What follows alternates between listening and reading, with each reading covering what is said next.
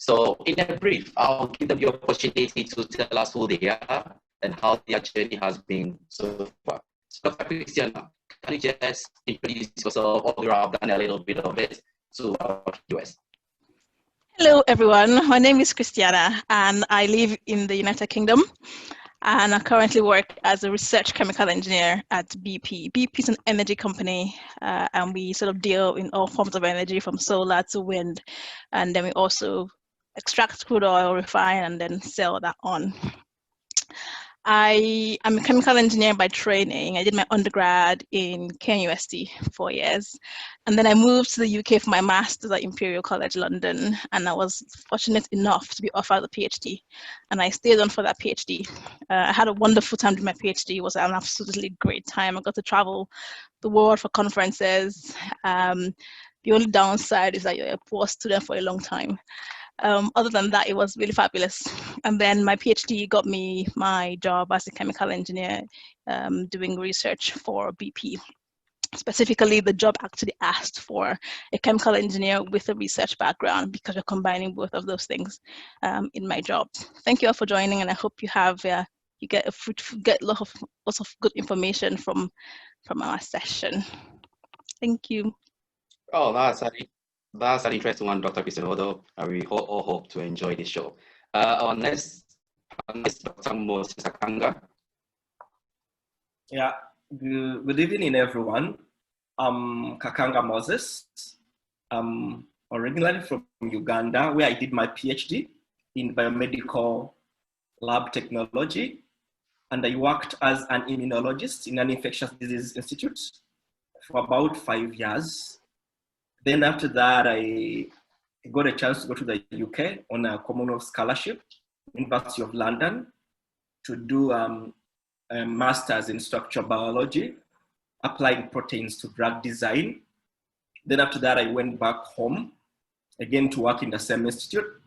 Then after about 3 years, my mind just told me that I wanted to further my education through a PhD.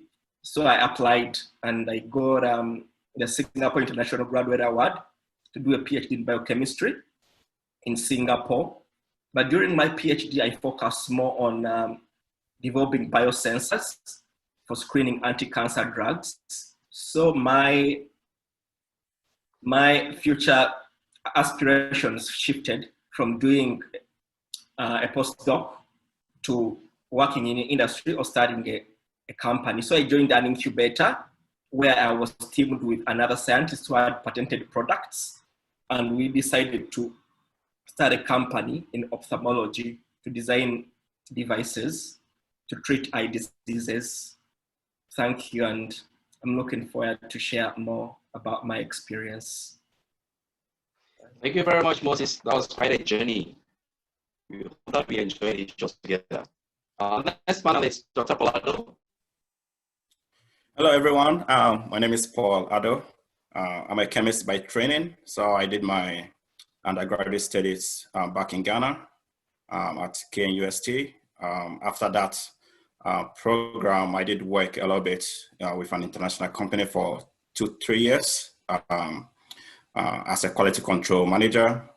After that, in the period, I decided to further my education. So I moved to the US for my master's program, where I was mainly focused on taking carbon dioxide, and turning it into something useful. So in this case, we're looking at taking carbon dioxide and forming, fuel, methanol. In the process, whilst I was in the US, I was fortunate enough to be in a research group where, my supervisor had, a startup company. So that's why I started, thinking into the concept of, do I want to be finished, move into PhD and move into academia, or move into industry? So I started, rethinking my initial mindset of, moving straight to academia. In the process of my master's, after finishing, I moved, to Canada for my PhD, and I still focus on CO2 conversion processes as my research. So I finished a couple of years ago, and in the process, decided to, start up our own company. But again, there was a buffer zone, right? So once I finished my PhD, I had my postdoc session. I think in Canada, that we had this program here where you are able to, it's actually a very neat program where they try to take new graduate students, right? So PhD, and they link you up with an industrial partner, right? So you'll be working 50% of your time with, the school, the university, and 50% of your research is with the industrial partner. So that gave me that buffer zone where I'm able to deal with both worlds. Then after that, I move on to start our own startup company, CO2 Energy, where we are focused on commercializing, the technology that we've worked on over the past couple of years. Yeah, I believe this will be a great, show, and I'll be open to discuss more with you. Thank you. Thank you very much, Paul. That's quite an interesting journey also here. Yes, as you rightly said, we hope you enjoy the show together. Dr. Sinopon, can you hear me? Yes, I can hear you. Can you hear me too? Yeah, sure. Yes, so, I can hear you. So my name is Riverson, and just like any other panelist here, I started my journey with an undergrad from Kent University. Had a chance to further it up in Russia with a petroleum engineering option. After the master's, I was considering doing an MBA into economics or doing a PhD in economics. The reason being that I think some years back, 2014, 15, there was a turmoil where oil, we realized that engineers were being laid off. But what I realized being a petroleum engineer was that the assets guys were kept. So having the chance to continue the PhD, I chose the finance and economics option. And I have not regretted so far. I've done quite a lot of startups in Africa. I'm sure the time will come up for me to talk to you about that. But simply for me now, I'm now the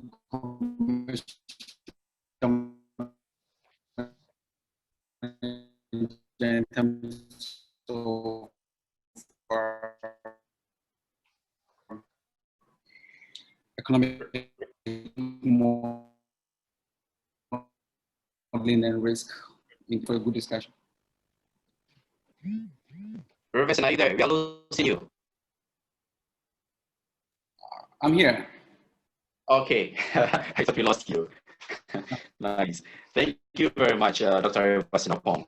So if you just join us, this is the AfroScience talk show. And today's episode will be discussing where can a PhD take you, industry or academia, with a focus on industry. We go straight into the program from here. I would like to start with our female panelist, Dr. Christina Udo. So, Christina, can you hear me? Yes, I can hear you. So, can you tell us, how did you end up with BP? Was it always your dream to work in the industry after your PhD? Right, so that's a really good question, actually, because when I look back at my personal statement when I was applying for the PhD, at the time I talked about doing research in academia. I wanted to be a researcher in academia. I wanted to teach because I love teaching as well. And I think the reason I said that at the time was I hadn't understood that you can take a PhD and actually go to industry and work as a researcher in industry. And this is why I think exposure is very important. So throughout my years at Imperial, we had lots and lots of career forums. And it was obvious to us that you could actually, if you wanted, there was an option to also take your PhD competency and apply that in industry. And so when I was applying for jobs, I was looking out for jobs like that, where we're asking for a research engineer or a researcher or a scientist, for example. And luckily, one of my friends sent me this job from BP, and they're asking for a research chemical engineer, and they were asking for a mixture of both. So they wanted someone who was competent, a chemical engineer, and someone was also a researcher. So it seemed almost perfect, right? And also because of the specifics they were asking in the job, I had done some teaching, and that teaching allowed me to keep abreast with my chemical engineering fundamentals, and which really came in very handy in the interview. So it's interesting because although the job was asking for a researcher, there was a heavy emphasis on being able to talk about and understand your basic chemical engineering principles, which sometimes you do forget because your PhD is 3 years, you're focused on your PhD. You don't have time to sort of go back over your engineering knowledge. So being able to combine both of those things gave me a good opportunity to apply for the job, and then thankfully I got the offer. So I would say it depends on the role. For example, I didn't always want to be a researcher in academia. I didn't actually know there was an option to go into industry, and thankfully I found that out, and I'm having a wonderful time. Oh, that's interesting. You know, I'll just follow up with a follow-up question. I mean, ordinarily people have this opinion that PhDs are more theoretical. And in going into the industry, do you have that feeling that you've been trained to be theoretical and not really practical? That's an interesting question, actually, because I think it depends on how you get a PhD, right? So people sometimes will do a master's and then they'll work for a while, get some experience before they go back for their PhD. And other times people go straight like I did, from undergrad to master's to a PhD without any really life experience or industrial experience that would help you in your PhD. And for me, that was the case, right? So when I came into industry, there were a lot of things that were new to me as a chemical engineer just because I had done a lot of theoretical work without any practical experience. And this is why I think internships are very important. If you can do an internship, if you can take a year out from working to go into industry for a while, will be really, really good, because I was learning about things that I had only seen in textbooks, and I had to learn some things from scratch just because I hadn't had that experience in industry that would have been useful for me to sort of hit the ground running. But in the end, it was fine. You learn fast. In industry, you're thrown into the deep end and you're given a task to do, and you get on with it. And with help from your colleagues, you're able to get there in the end. But I would still say getting some internship experiences would be really, really valuable. Okay, right. That's quite a good one there. I will quickly move to Dr. Riverson. Take you from what Dr. Cristiano Odo just about. You were a commercial manager in charge of economic modeling and management in Ghana. That's a big one. And you were a PhD. How are you supposed to be in academia? What are you doing there? Do you feel fitting? Okay, so for me, I mean, can you hear me? Is it clear now? Because yes. I think I was breaking some. Yes, we can hear you. Good. So, you know, there's one advantage of pursuing engineering, because you realize that engineers are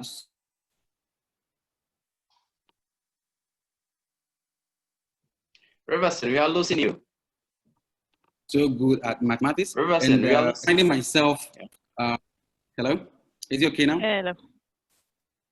Yes, we've got you back, yes. Yeah, so find myself doing economic modeling is something that I love doing, and then combined with the technical mind is just amazing.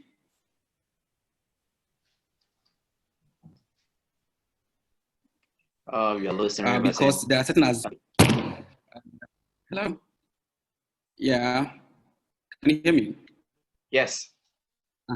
Yeah, so basically whatever I'm doing is just this bit and piece of experience gathered in the past. And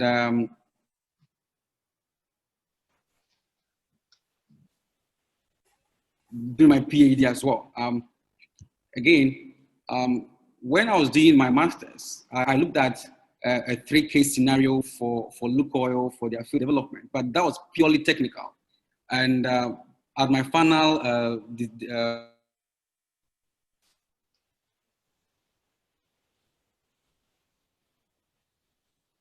thesis defense, I was brought my mind to the economics bit to try to think about looking at things with that technical eye, all right, but also with the economics, because it should make economic sense to the company for them to accept it.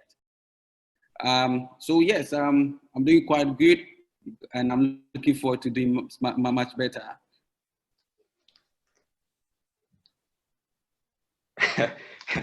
Thank you, Reverend. Before I go to Moses and Paul, for our participants, if you have any questions, you can just type it in the chat section, and we'll be asking our panels on your behalf. Moses, especially, you know, I've known you to be a very ambitious person since our days in Singapore. So I'm not surprised at all that you are a successful African scientist now. But tell me, why is the part of entrepreneurship after your PhD? Because traditionally, everyone thinks that after a PhD, you get yourself into a postdoc and then you find a faculty position or not. So how is it like being a founder? My zeal in starting a company, I think, came up during the last 2 years of my PhD, because I was working on a patented discovery that was used to accelerate protein production in drug design. Then I said, like, this can be translated from the lab to the market so that someone starts a company. I ended up working on that, and I ended up joining an incubator to see how science is translated from the bench to the lab.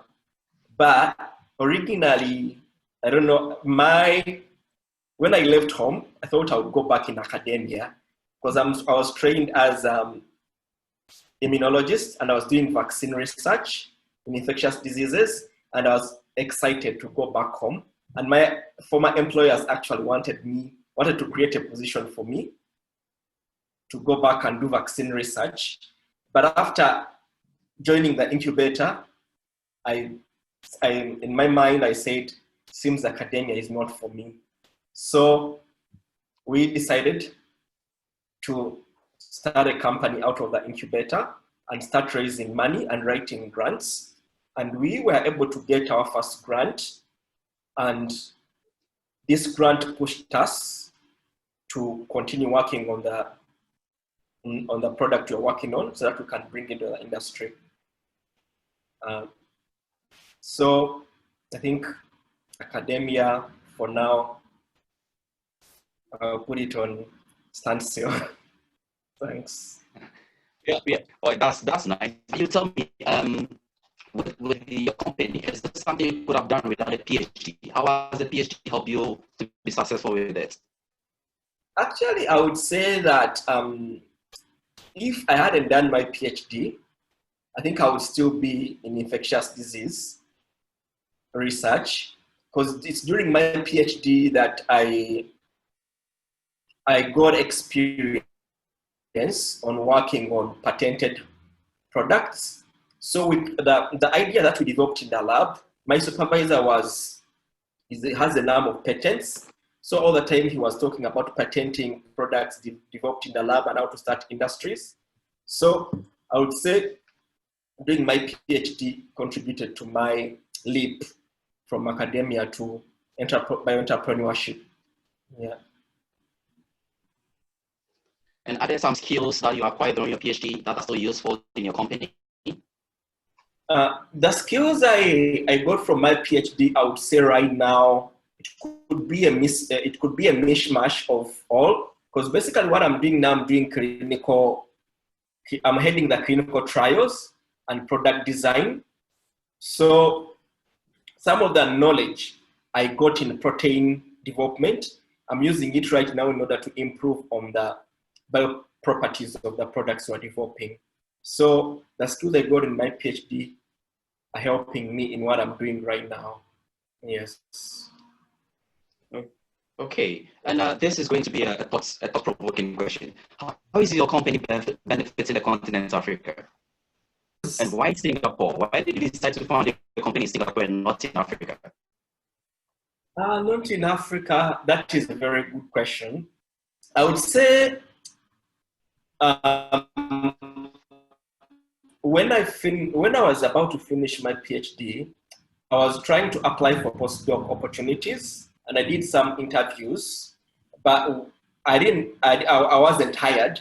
But within that time, there was an incubator that was starting in Singapore, and they were looking for PhDs to join out of the lab to the market. So I said, like, as I'm waiting for all these responses, it was a paid gig.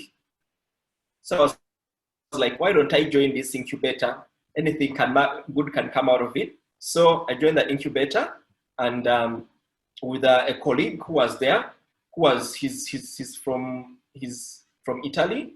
So we decided to start a company with the idea. So I would say if I was to go back home, I think I would be in academia. I don't know whether I would be by entrepreneurship. No, Moses, it seems you did not really understand my question. I was trying to say, why did you try to found your company in Singapore and not in Africa? And how do you see the future of your company in African perspective? The future of the company. So we are trying to work on preventing blindness through developing devices that prevent corneal blindness. And right now, in most of the developing countries, like most African countries, there is a scarcity of ophthalmologists. So the idea I'm working on with the ophthalmologists I'm working with right now is start a program in Africa that helps to do early screening of diseases like glaucoma that are linked to diabetes. So in the future, I hope to take my experience back home to help in preventing eye diseases. Okay, so this is something that your company is already thinking of. I mean, having branches and arms in Africa to be able to employ people in Africa. Is this something your company is already thinking of, or your focus is mainly on Asia and So right now, because we are doing clinical trials, we have signed on hospitals in Europe and Asia. But once we are done with the clinical trials, we plan to roll out the product and get some representatives in Africa. So in the near future, after we are done with the clinical trials, yes. Okay, in the near future, it's still not quantifiable. I'll come back to you, Moses. Dr. Is the same question for us? Why did you decide to take the entrepreneurship path?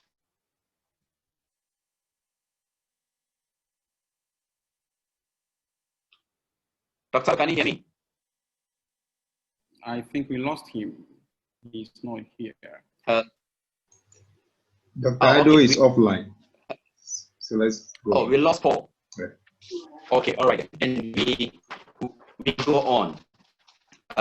Do we still have him? Is he back? Ado? No, we lost him. So we come back to Christiana. Christiana, in your opinion, do you think PhD is designed for academia or industry? So I think increasingly we are finding that a PhD is designed for both. And the reason I'm saying that is because a lot of doctoral programs now are being sponsored by companies. So in the past, say a decade ago, PhDs were solely an academic effort where you would do some research, publish a paper, and then it gathers dust on a shelf somewhere.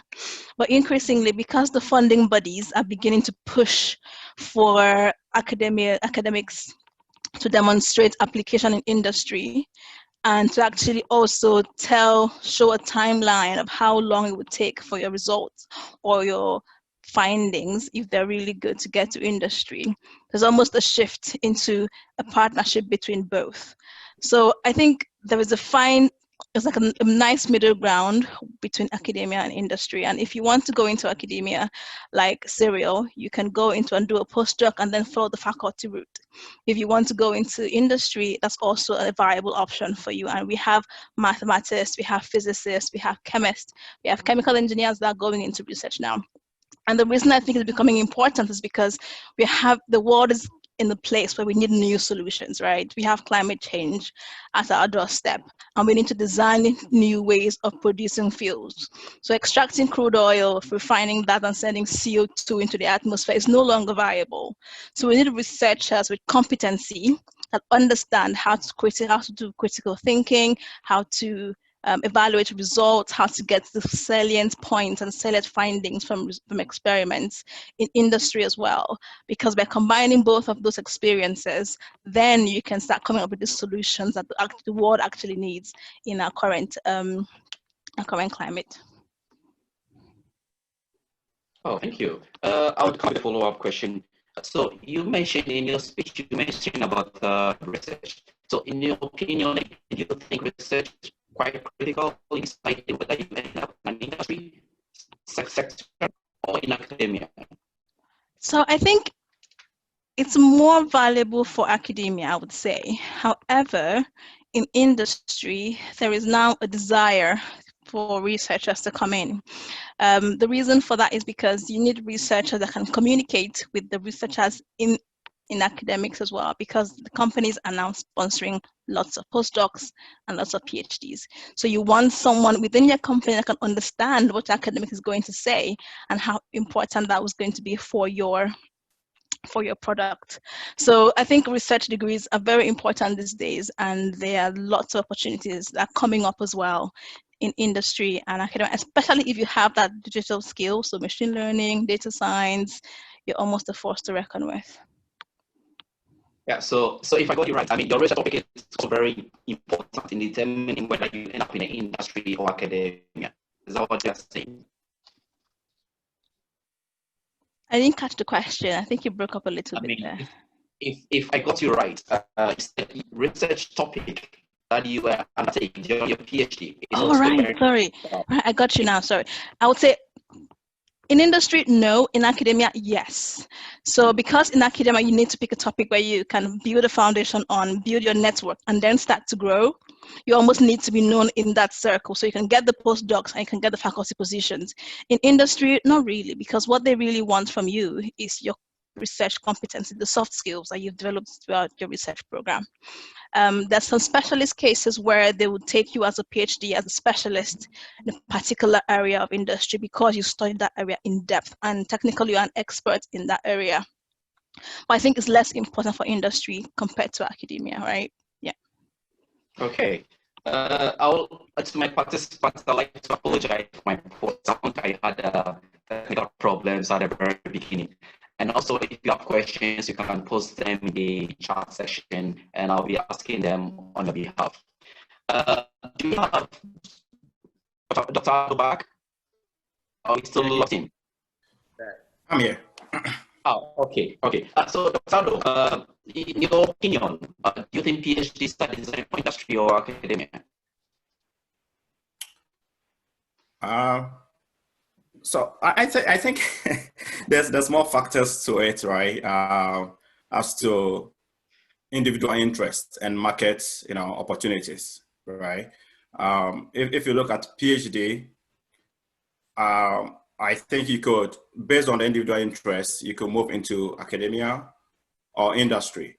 But we should be very frank with academia in terms of the market size, right? So assuming you want to go into you want to be a professor, you want to be a research scientist, right? The openings for those positions are very limited. Okay, especially North America. I don't know about Europe, and Africa. It's the same in Europe as well, yeah. But it's a very limited position. Like you can. So your natural buffer zone is a postdoc, right? So once you get to a postdoc position, then you start thinking that, okay, I really love academia, but there's no market, right, for you. So you start to look at various options. okay, now I have to tweak my interest a little bit. I can still do research, now not in academia, but in the industry, right? And that could be in different form, right? You could actually be in R&D, okay, with a company. You could be a business, development manager, right? Product development, or, based on your exposure and the information you have, you could start your own, startup company as I did with one of my colleagues, right? And it boils down to the resources available to you and the information and the exposure that you have, right? So from my end, I think going to academia is a great thing. Like I personally wanted to do that, right, at the beginning, but you quickly realize that, okay, the market is not there, right? And to do that, you have to spend a lot of time being a postdoc, and if you have that time, fine. If not, then you have to retweak your interest, and move into something that to be of interest to you and also benefit other people. I have a follow-up question for you, Ado. How do you align your PhD training as transferable skills for the industry? Can you please repeat that? Sorry. How do you align your PhD training as transferable skills for the industry? No, I think there's a very good linkage there. We, as PhDs, there's one thing that we are all good at. Learning we are quick learners, okay? You're able to learn very fast. You're able to, digest complex problems, and come up with a solution, right? And you have that mindset of, trying new stuff all the time. So I think that's a very good skill to have, especially in the startup world, right? Because I've not been working with an industrial partner, but the startup world, that's a very good, quality to have, right? Your ability to fail quickly and move on to the next stuff is a very good quality that, you get for your PhD, because you design an experiment or, start with some form of hypothesis. They later realize that, okay, no, that's wrong. You don't get stuck there. You cry a little bit, you move on to the next thing, right? Yeah. So that's learning or ability you get from your PhD, and that helps you, especially in the startup world, where you fail, you pivot, you move on again and start a new idea or concept, right? So I think it's a good skill to have, PhD. But I should say that you don't need PhD to have a startup, right? So that should be off the table.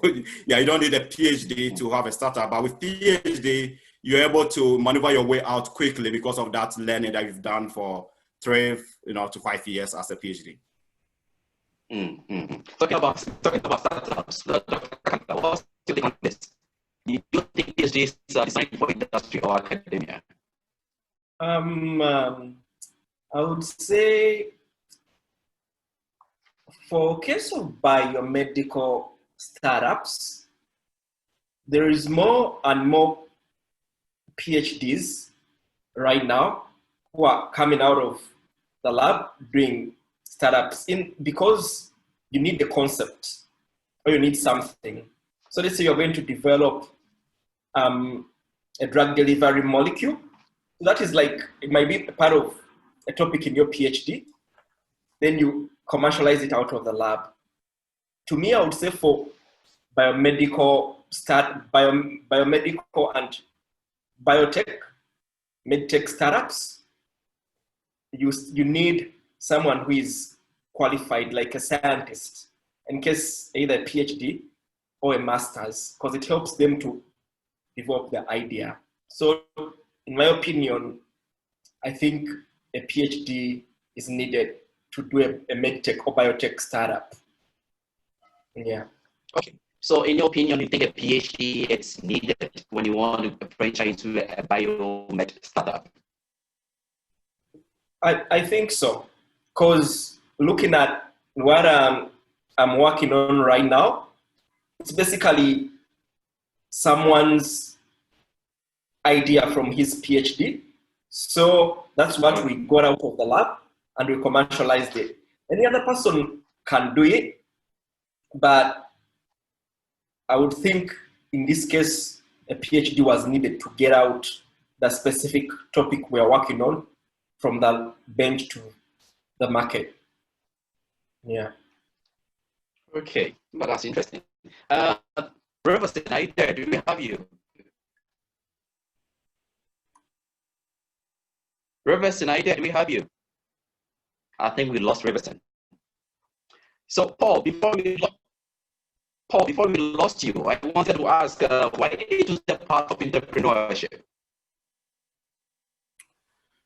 Yeah, that's a good question. Was it something that I thought of whilst I was living in Ghana? No, to be alive, I told you that it's something I wanted to do from the beginning.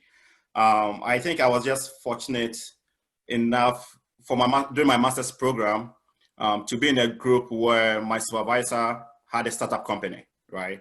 And the core technology for that startup company is based on, or it was based on what we're doing in the lab at the university level, okay? So that got me thinking that, oh, okay, there's something that will be of interest, right? In the sense that you're working on a technology, okay, or you're working on a research project that has applied, importance, right? That you can develop, scale it up to a commercial level, and people can use it. That's very good. So that's why I started developing that interest from the US.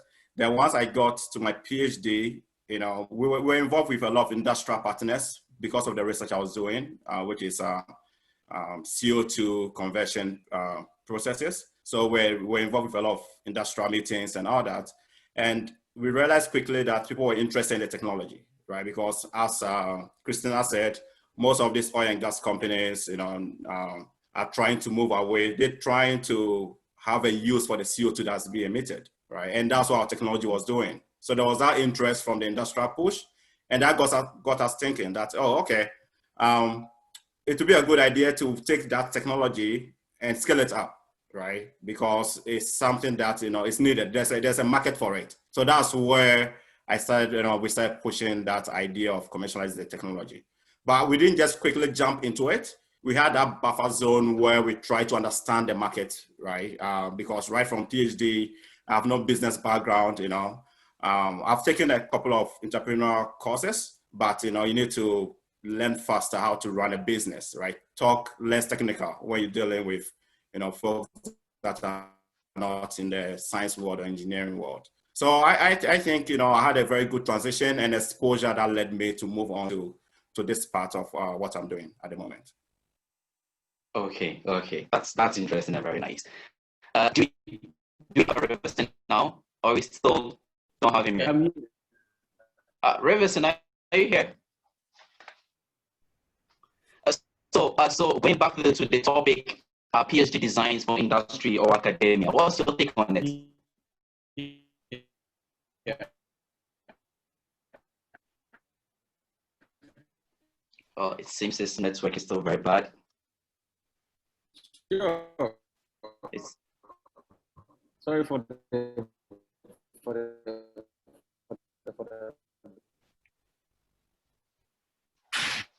yeah, I mean, having heard the panelists talk,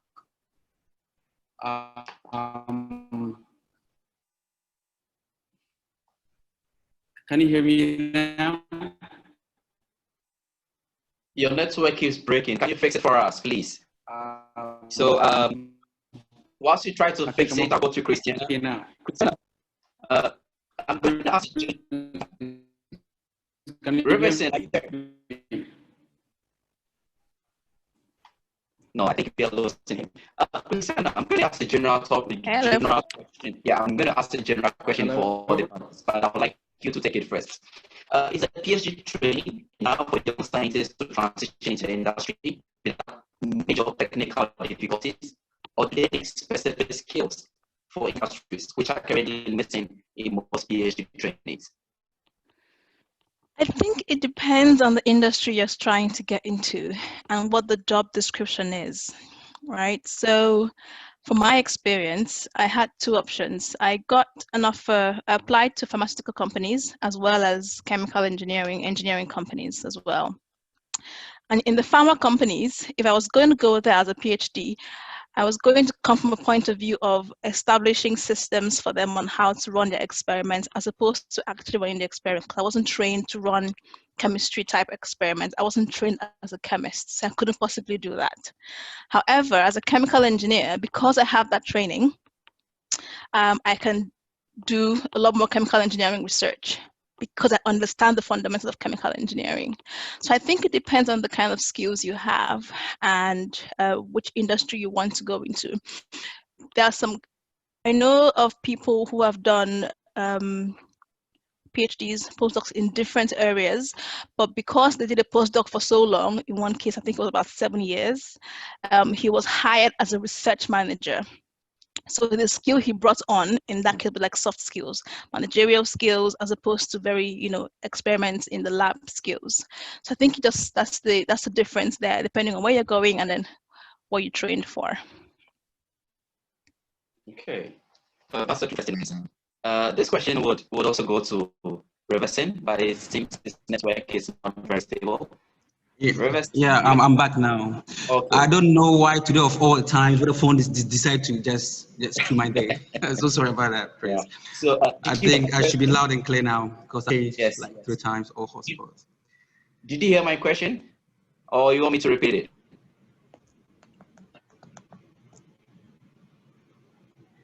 Reverson. Prince, I couldn't hear that.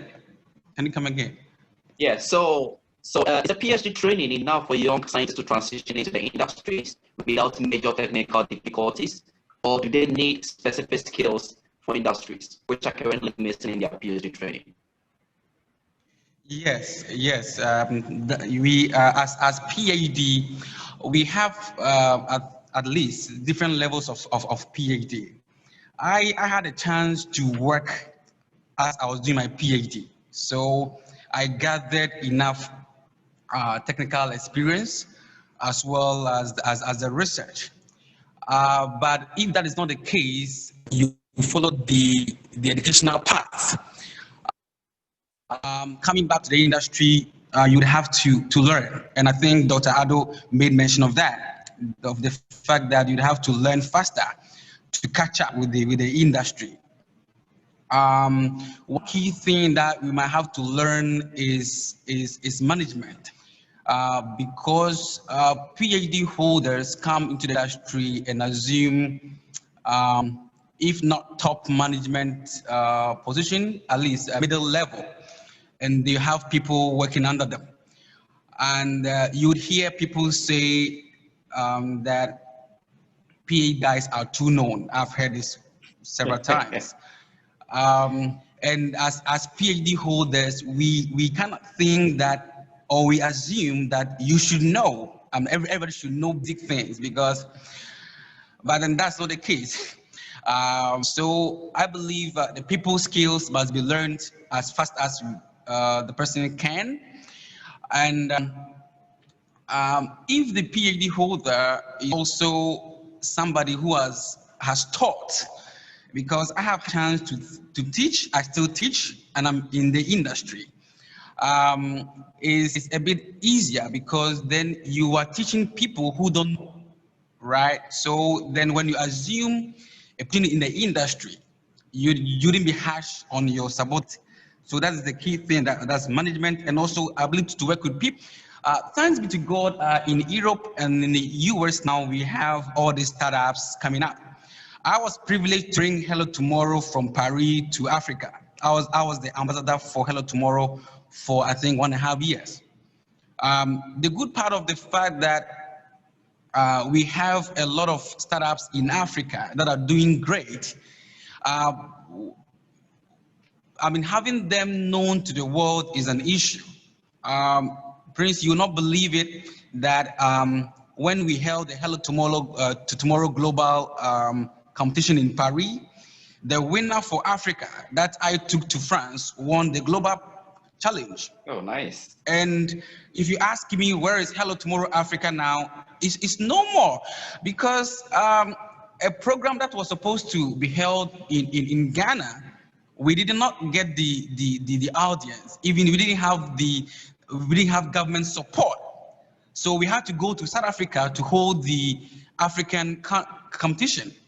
Yes, I think 85% of my startups were people who had PhD background or who were still in their PhD study. I had startups from Nigeria, Kenya, South Africa, Ghana, of course, and I think Cote d'Ivoire, if I remember. But again, these are people who wanted to be heard, people who wanted to do stuff, people who have had their prototype in the market and they're looking at scaling up. And these are people that today, I don't know where they are because the whole dream Ghana kind of collapsed. But coming to the oil and gas industry, we are lucky. Now you hear BP says they are an energy company. Yes, that is it, because the SDG Goal 7 says, guys, reduce the amount of CO2 emission. That is why we look at the global energy mix. You find out that the coal production is going down whilst gas is coming up. So Saudi Aramco is doing same, Shell is doing same, and that is it. But then let's not forget that PhD researchers play a very critical role in all this industry scopes, be it R&D, be it in implementation, be it decommission, whatever. Let's take a company like Schlumberger as a case. Schlumberger has several research positions that they give to PhD holders. And a key example I'll give you on this platform is when, I think 1998, when the world was hit with crude oil price turmoil. It took great scientists to come up with several ways of drilling to minimize cost. It took researchers in Houston to come up with CO2 hop and puff or secondary recovery methods. So again, researchers or PhD holders are very useful to the industry. But again, to get yourself adapted or adaptive to the industry, you have to learn or relearn certain things that PhD holders we don't have. But when it comes to the mind, we do have the mind and then the kind of mindset that the company needs to solve problems. Oh, well, thank you. That's quite an in-depth scenario you gave in there. We'd like to switch a little bit here. Dr. Paul, if we have you, I want you to take this question for us. What makes it difficult for African scientists willing to apply the industrial or research path to return back home to pursue their dream careers after their studies abroad?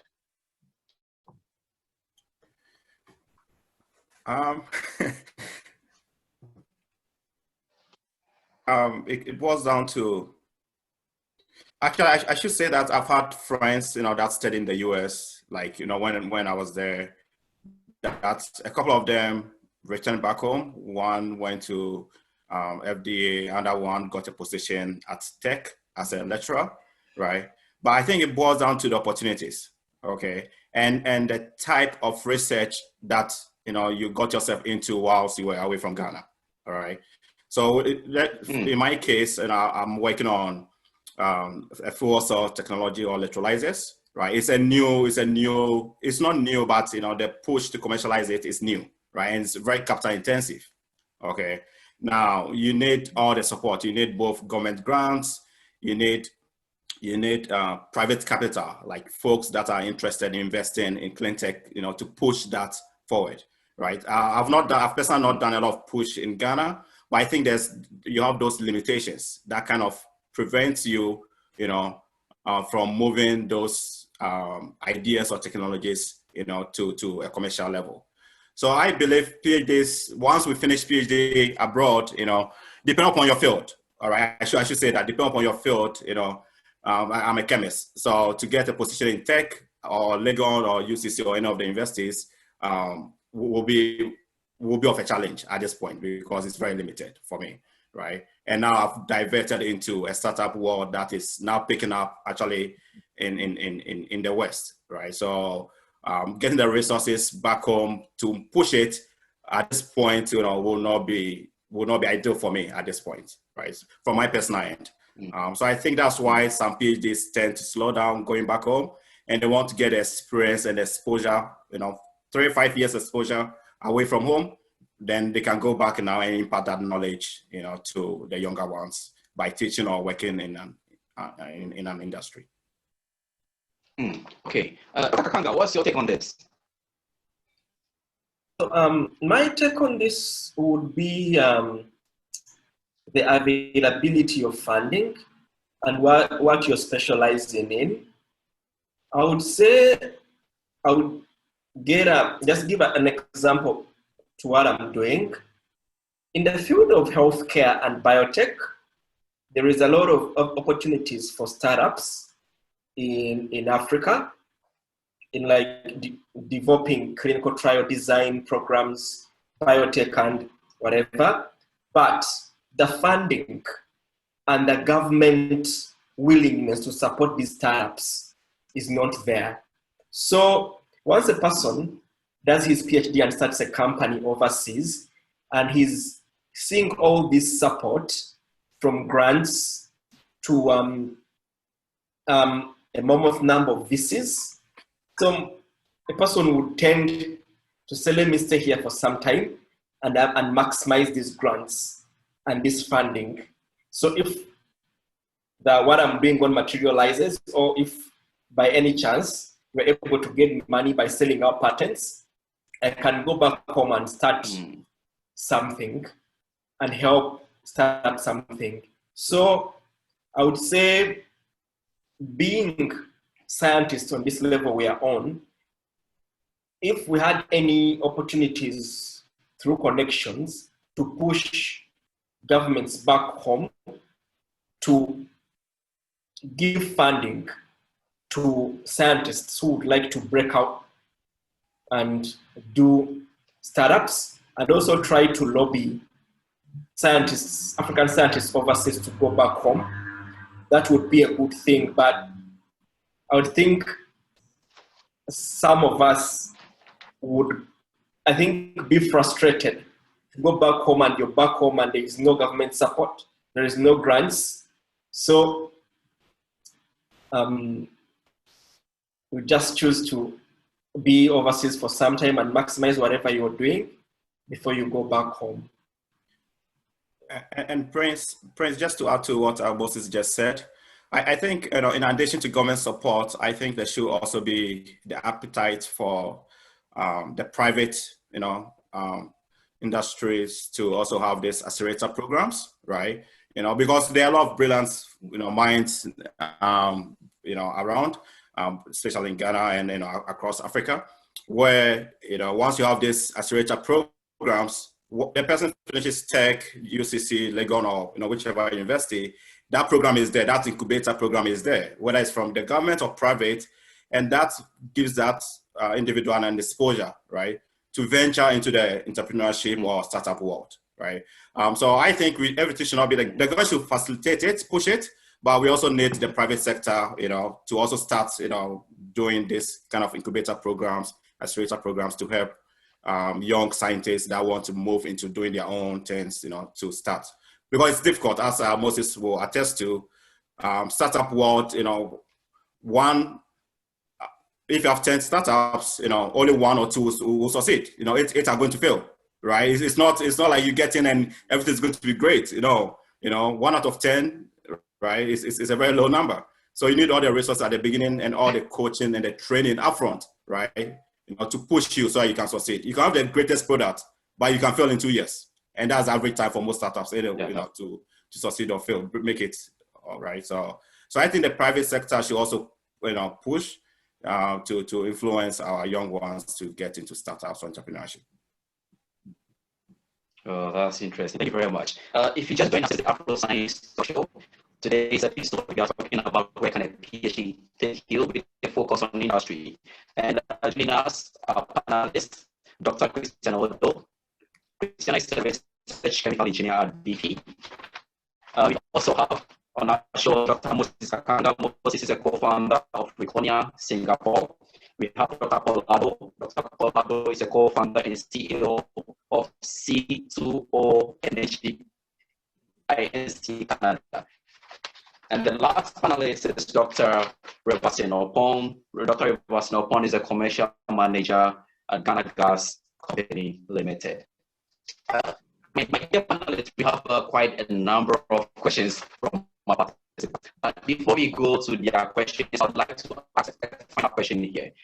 What are some of the developments African scientists are hoping to see on the continent that may make it easier for science and innovation to thrive in Africa? Christiana, can you take that for us? So this is a very difficult one for me because whenever I think about what needs to be done in Africa and how much we could be doing, if it's very sad because a lot of our great exports, some of our best exports are brilliant mines to the US, to Canada, and abroad, right? And I think currently in Africa, for me, in Nigeria specifically, we're still trying to solve some of the basic problems that the Western world has solved. Things like food supply, for example, things like good transport networks, just to make entrepreneurship or to make your small businesses work.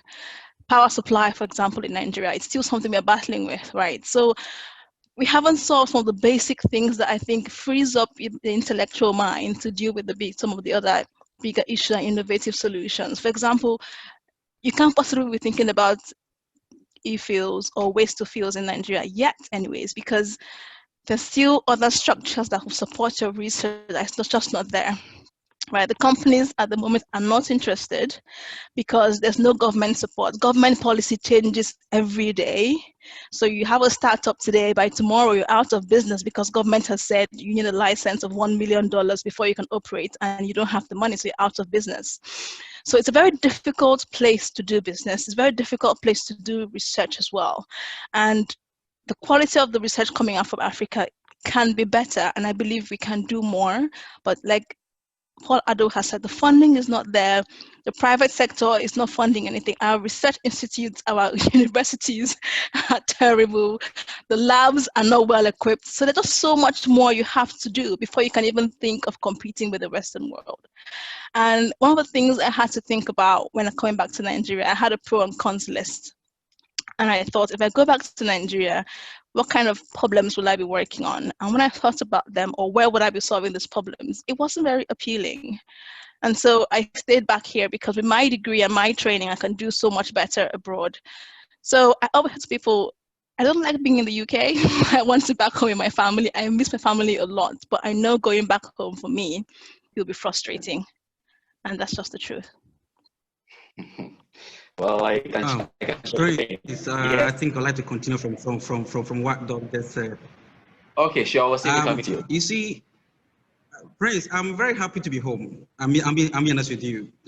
Living in Europe or Dubai or wherever I've lived was beautiful. No doubt about that. And to move on, to ask a question whether PhD holders like to come back home, the question is yes and no. People are homesick and don't want to come home. You do get it. But when they come, are they going to get the same salaries they are getting in Europe? That is no. Are they going to be? Why are you not home, Prince? do you get? I mean, the thing is, come back home was very tough for me. It all didn't just up. Didn't up beautifully like just Christina just mentioned. But even in the academia, once you come and you go to Kenya University, that hey guys, this is me. I want to help the petroleum department. They look at you with your goggles and say, guys, where are you from? Are you from space or what? There's no space for you. It's very difficult for us to come back to our own home and make an impact. So what happens? These UN staff come in here to help us build startups. They organize conditions. The ideas, they still ideas to Europe, and if that is not done, they even tell our people. Let me give you an example. Last 2 years, were these two guys from Eastern that were generating power from cassava. Ask me now where they are today in France, being trained EDA. Why is our government not supporting? Now, Dr. Addo, there are several private entities here in Ghana trying to support startups and incubators. A very good example is Ashesi University. They are doing very well with the incubator system, but there is not sustainable support because at the end of the day, they have to eat. They have to move on in life. They want to be hungry forever. You have the idea, and they even move from idea to prototype level is another milestone to achieve. And when you move from then prototype to kind of, let me say, rail jet. That's another thing in Ghana. If you ask me, for example, is Africa ever going to use electric cars? The answer is no. Africa is far from. So I even encourage any conference to be held on electric cars in of Africa. And I say why? Because even electricity or common homes, we're not able to do it. Look at gas that was flooded between 1995 to 2010 in Nigeria. That alone could have fed the whole world with power. But whatever government policy Nigeria had till that time, nobody knows. So our government has to sit down and plan. There should be a political as much as can and help develop the continent. I'm very positive about Africa rising up again, and I'm looking forward to that. We have all the resources. I don't see oil happening in Africa, for example, whereby our resources are going to be depleted. No, they have not even depleted a quarter way. But again, why until when going to have BP, Chevron coming to take our resources away? When look at the BP focus of how much energy leaves Africa. And how much energy comes back to Africa. Very surprised. I can share with you probably later. We receive 1/10 of what leaves continent. From Angola, Nigeria, Ghana, Cote d'Ivoire, Senegal, we receive 1/10 of what leaves our continent. Why is our full value chain of the oil and gas industry not operating? Ask yourself that question. Because we have great chemists, we have great petrochemists, great petroleum engineers that can do stuff. When you go to Houston, you see a bunch of Ghanaians who are there doing great things. Go and bring them to China. The minister of whatever will look at them like, hey guys, you are welcome home. They will talk, oh, come back home, we need you. But come and you see the real life. You'll be hungry for 2 days, and you even money to take it back to the US. You don't have that money to go back. So guys want to come back, but we need to create opportunities for them to come and take over.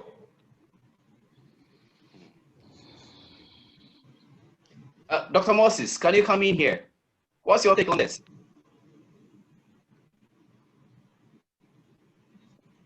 I think we lost Moses. Oh no.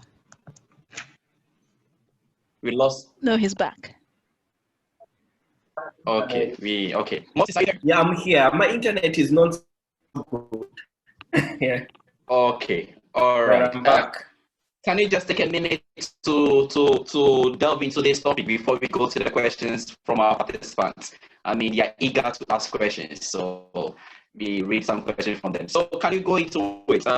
What are some of the development that African scientists are hoping to see on the continent that may drive science and innovation? I think we are still losing him. Paul, if you are there, can you take this for us? Yes. So I think Moses and Riverson and Christiana have, they've raised most of the major points. But again, it boils down to having a national, agenda, a platform. Like every government, like once a government comes in, there should be a national agenda, especially for science and engineering, right? And I personally think most of these issues and those agendas or the research should be based on the issues that we face in there, right? As Christina rightly mentioned, we have a lot of local issues that we've not even solved, right? Keeping your lights on for 24 hours is a big deal, right? So all those programs that will be developed in Africa should be tailored to solve those fundamental basic issues that we're facing, right? In the process, you can add on to this, as Riverson was saying, electric cars, they're all good, renewables and all that. Those are all great, but you don't want to spend millions and billions of dollars in that field whilst you can feed your people, right? So, or your agriculture or food supply chain is not good, right? So I think some of this research and activities should be localized right? We should not be copying. Oh, because Canada is doing electricals, so let's go and copy that and start doing that. Whilst our people, we don't have electricity, right? So I think most of this research should be localized so that we can move from that basic level to a level where we can now advance or compete on the global scale. So I think that would my take. All policies should start from a localized point of solving local problems. Then once we are good, we can move on, right? From that end. Okay, thank you. So now we go straight to the question from our participants. So I have the first one. I am Dr. Hamida Botikwame, a retired chemical engineering with over 40 years experience covering industry, research, and academia. Really glad that younger ones are organizing this forum. So that was a comment. Thank you, Doctor. The next one, hi, unfortunately, we cannot get anyone from social sciences. Well, this is the first episode. We'll be having subsequent ones with people from all over fields. Unable to see participants, yes. Okay, we have a question from Joshua. Joshua says, in your opinion, what do you think made your CV stand out among other applicants? In other words, what do you think you did right during your PhD studies? Christiana? I tried to answer the question on the chat as well, but I'll give a similar answer live. So I think applying, for me, I think what made my CV stand out was when I stopped sending the same CV to 1,000 companies. And instead taking my time to write one CV that was tailored for the job I was applying for. And this is often seen as a difficult task, but I think it's something you have to do. Even if it means doing it 50 times, you absolutely have to do it. You have to remember that the point of a CV is to get the attention of the hiring manager. And they see thousands every day. Even now, some companies use software to match the words on the job application to your CV. So if there's no overlap by about 60% or something, you don't get an interview. I applied for a job once on a Saturday at about 6 p.m. By 8 p.m. I was already rejected. No one is working on a Saturday, but the software is there tailoring, these CVs and weeding out the ones that does not match up. So you have to do that. And for me as well, what also helps me was teaching. I know Riverson mentioned about teaching. If you want to go into industry, I think teaching is an important thing for you to do because it keeps you fresh with your fundamental skills, be it chemistry, physics, maths, or engineering, whatever it might be.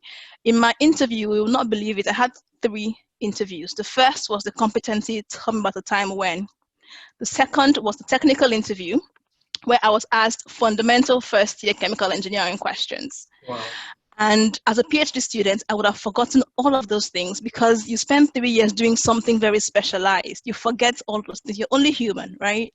Yeah. So teaching helps keep me fresh with those fundamentals. And I actually did very, very well in my interview. I got to an answer the very next day. The third interview was then the PhD, your technical presentation. You show them what you have done, and what they're looking for here is your communication skills, right? So how you convey your research, the research question, how you answered it, the conclusions. So you have to be able to, present in a good manner. You get this training from going for conferences, doing presentations in your research group, presenting posters as well. So I would say, those 3, how I showed my skills in those 3 interviews, and then my CV. Got me the job. But I'm sure others will have things to add to that. Right. I mean, the program is getting interesting, but we don't have a lot of time. So we'll try to take the questions and then tailor it to the panelists. We have the next question. For the panelists based in Africa, can you speak on research opportunities across Africa, or even better, glaring opportunities for investments in research in Africa? So, Riverson, can you take this one? I think we lost. Yeah, please. I think when speaking, I made an example of certain areas. To that extent, there are a lot of areas in Africa.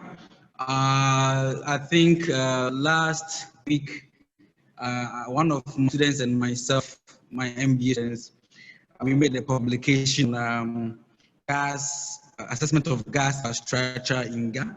That was published by SPE Watro. So yes, there are a lot of areas. I, for example, have not stopped research, even though I am full-time job business, gas business now. But I believe research is what will make Africa there. That is, our politicians will listen to us. Because just like Christian said, teaching helps, but researching is just beautiful. It just uncover the covert that, I mean, you have not known if not going into that area. But then again, the issue to address the problem is whether the government would accept the results of our researchers. I'm not ending it there. We are still researching onto the advantages of the gas byproduct and all that. And this is when we call for collaboration within universities, individuals who are into the petrochemical sector, and also probably also in the business development as well. I'm happy for this particular kind of channel or way of addressing this issue, because we have Africans who are doing startups, who are into incubation out there. This is an opportunity for them to link up with people like ourselves who are already home, and probably whatever they are doing there, we could incorporate certain things here now in Africa and get the right people to work on them. And I believe gradually, as Nigeria has started learning from their past for monetizing their gas, I believe Ghana, Uganda, Kenya will start learning to make good use of its scientists, I hope. Okay, thank you. I hope whoever has the question, your question has been answered very well. This question is coming from Christopher. Christopher says, Moses, you point out that if you went back to Africa, you would probably still be in academia and not bioentrepreneurship. Does that have to do with lack of funding opportunities other than academia? I would say that is one of the problems. There is lack of funding for startups, and it also depends on the specialty you're doing. For example, in the field of biotech and medtech, you need to, it needs a lot of money to start up, because doing a clinical trial alone costs a lot of money, and you never know that your product will go through the clinical trial. It might fail in the phase 1 and all the money goes to the ground. So funding is key to some of these startups. And most African countries, seeing the problems they're trying to solve, looking for funding to trying to commercialize a medical device from the lab that you're not sure will gain any profit, will be next to nothing. So I would say lack of funding, but to add on that, it depends. Actually, the research institute I was in back home in Uganda, they are very good scientists who write grants and get a lot of money to run their programs. But most of these programs are doing basic research, where let's say you're studying the immune system of people and how they respond to vaccines. So sometimes it's very hard for them to divert the money from doing basic research and putting it in translational research. So it will need a push for both the research sector and the governments in order to support the startups and entice some minds who are overseas to go back home. Yeah. Thanks. Okay, thank you for your answer. I hope, Christopher, you've been answered well. This question is coming from Ajwa Esiedu. Ajwa says, how readily available are PhD scholarship for men in engineering from Ghana? Which industry supports futures? I mean, to academia. Christiana, can you take this for us? Sorry, can you repeat the question? You're breaking up a little bit. How readily available are PhD scholarships for women in engineering from Ghana? In Ghana or abroad? Okay, I'll do both actually. So in Ghana, I'm not sure. I know of a few people in tech who are doing PhDs, but I'm not sure how they got their funding. So I'm not really sure about that. But I'm sure there's some opportunities. Also, bear in mind that doing a PhD in Ghana is probably cheaper than going abroad. So coming abroad in my case is more expensive, but there are scholarships available. And I always say this information is so key. And oftentimes we in Africa do not have access to this information. It was when I came into the UK, I realized people were coming from Nigeria to the UK for internships. I didn't even believe that, right? So you have to key into the right information channels so you can actually get this piece of information. And I would say findaphd.com is a good website, right? Where you can actually see PhD opportunities. And oftentimes they will tell you if it's open to EU students or maybe US-based students or also international students. So you want to try and look for the one that has international students so they can actually sponsor you.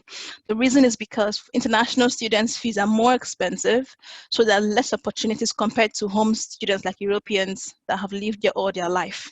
However, they are still out there. For example, I'll just plug one. At Imperial College Chemical Engineering, there are 10 scholarships available every year for anybody from any background, overseas, home student, anybody. So that's an application you can actually put in today. Speak to a supervisor or someone whose research field is good for you and think about applying for that scholarship. So that's Chemical Engineering, Imperial College London, right? But on findthephd.com, you can also find other opportunities. So they are there, not a lot of them, but they are there. And I know people who have come from Africa to the UK and other countries to the US, and they're fully funded. Sometimes you might have, partial funding, and then you have to work while doing your PhD to cover yourself. That's also okay. So keep an open mind and find the right channel for information. That's my advice. All right, thank you. This is a comment coming from Dr. Boti Kwame. To add to Christiana's response, PhD is increasingly becoming a route for knowledge transfer partnership between academia and industry. Many projects are sponsored by industry and progress monitored by industrial sponsors. Many industries are increasingly employ personnel with research experience for their research and development industry. Moreover, such R&D posts are multidisciplinary, and such personnel are expected to spread their skills base to other science or technological fields. So yeah, this is very true. And then we have a question also from Lois Dante. Lois asks, what would be your one advice to the upcoming youth who thinks PhD are all academia because that's all they see? Paul, can you take that for us? Well, she asked two questions, so let me read all her questions and then we can measure. And the second question from Lois is, do you think Africa has accepted PhDs as industry players? If not, how should the narrative be changed? Paul, do we have you? Yes. Yeah. I think the question is fair. Like, people have that mindset that once you get to PhD, you're going into academia. That's, but I would say that it depends on the program you are in, right? Because there are different level of programs of different courses. For the sciences like chemistry, physics, biology, biochem, right? That mindset is there, all right? But that's not the case, as we've discussed on this show today. That you acquire all those skills, but based on your interests and the market opportunity available to you, right? You are not bound for academia. And even with academia, there are limited positions there. So you'll be forced even to.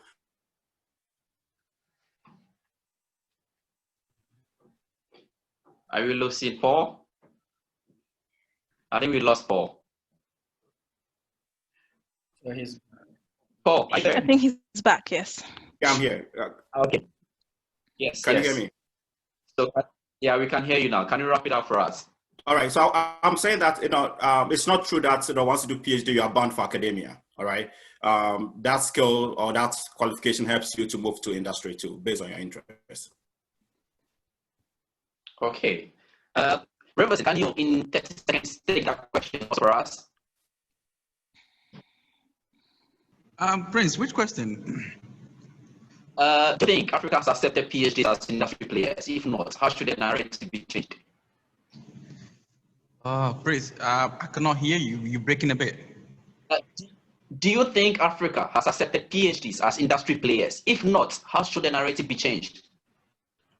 Oh, all right, yes. Yes. In Africa, coming back home is a bit funny because when people read about me, they see me, they're like, this small, we thought it's like an old man view, you know? That perception is still there. PhD is for old men, like in the 50s and 60s.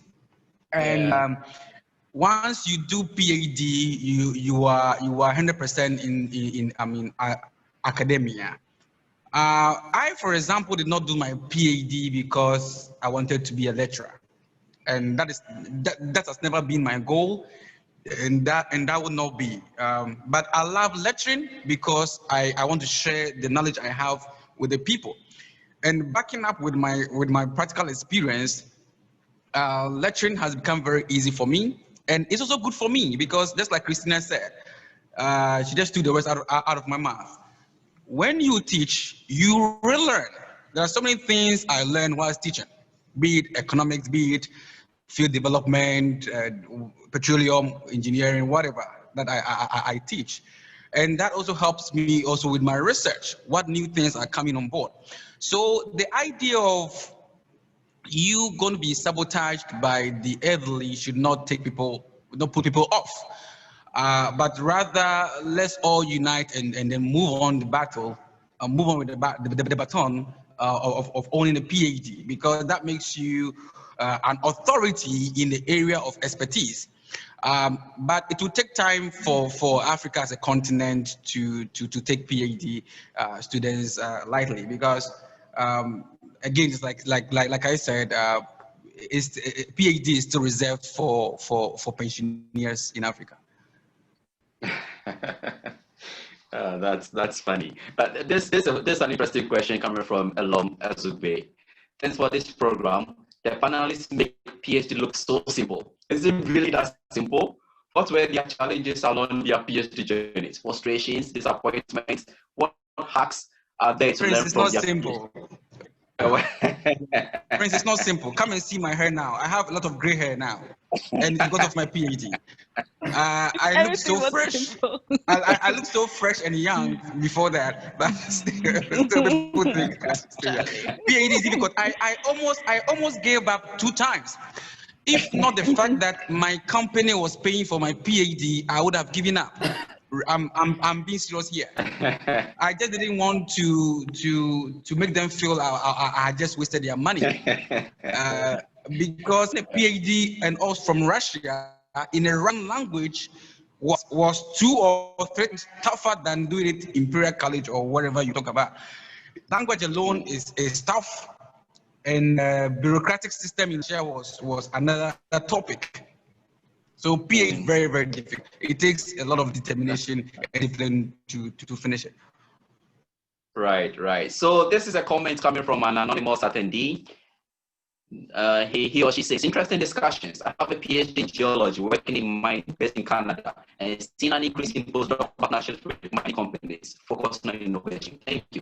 And this is a question from Emmanuel Anani. Emmanuel, hi, how are you? Dr. Emmanuel Anani says, Christiana, why didn't you consider working in industry with your application essay when you were applying for the PhD? If you were to write the same essay now, would you reconsider? Is it a change in mindset needed in this respect? Definitely. Like people always say, hindsight is a wonderful thing, right? So if I'm writing the essay again, I think number one, it will be much better, because when I look back at that essay, I'm like, oh my God, that was such a bad essay. But in addition, I'll also highlight industry applications as well, because usually in the essay, they want you to also highlight where you see your career going and how a PhD will help you get there. right? So I think it will be important for you to highlight both options if that's what you actually want to do, and no one will penalize you for that. I think a change in mindset is needed. I think it's changed a lot in the Western world. Maybe in Nigeria it's still very much the same, and in Africa, because my dad still says, oh, become a professor, and I'm like, that's not what I want to do. I want to be industry instead. So there's still that thinking that once you have a PhD, they start calling you prof anyways in Africa. So I think that mindset needs to change, and I think it's changing. We're having these conversations here, and as we keep having these conversations, mindsets will get changed as well. Right. This question is coming from Francis from Ghana. Francis says, please, my question is it what doing a PhD in Ghana? Paul, can you take that first? I did not do my PhD, so I don't know, but I think it's based on the research, right? Folks in chemistry in tech, KNUST, like the computational department, they're doing very great research, like high standard research, because they have all the facilities, they have all the tools, right? So all my friends that are doing those PhDs are like top notch. What kind of PhD you going into, and what interest of the research interest will also influence whether you want to do it in Ghana. Can you guys hear me? Yes. Oh, okay. I think going outside, if you have the privilege to do that or the opportunity to do that, gives you that extra exposure, right? Because if you schooled in Ghana, it's good, add to your knowledge, you get that exposure to, which is a good thing. But yes, I would say yes, there are good programs in Ghana for PhDs. It depends. Okay. Thank you. This question is coming.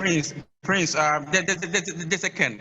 I believe the person wanted to ask, is it easier to have your PhD in Ghana? I hope so. No.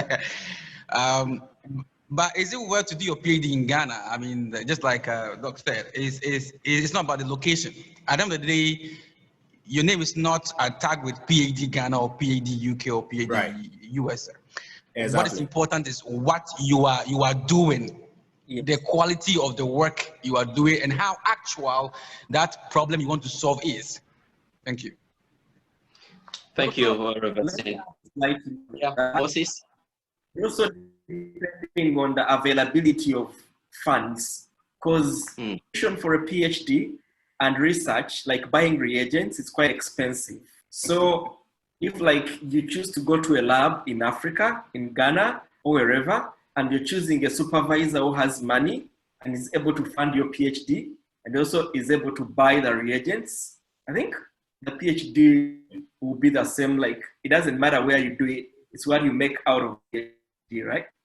And you have the good lab equipment as well to do your experiments. Of course. You are doing a PhD and you don't even have a pipette in your lab. I don't see how it's going to turn out to be a good PhD anyways. And this question is coming from Kofi Kekeli. Kofi says, a lot of the panelists make mention of the unavailability of opportunities back home in Ghana, in quotation mark, a PhD. So then, is it worth doing a PhD? I'll take this one. Yes, Kofi, I think it depends on what you want, and it is worth doing a PhD. Because in my experience, I think a PhD is the most universal degree you would ever have. You can have a PhD in Japan, you can get job opportunity in Ghana. But it's quite difficult to have a bachelor's degree in Ghana and have a job in the UK with your bachelor's degree. But with a PhD, it makes you a universal citizen, so you can work wherever you want, regardless of where you did your PhD. So I hope this answers your question as well. And this is coming from Nana Oposobudu. Nana, how are you? Nice that you joined us. How many of us in the diaspora are content with the lives that we have been able to create abroad?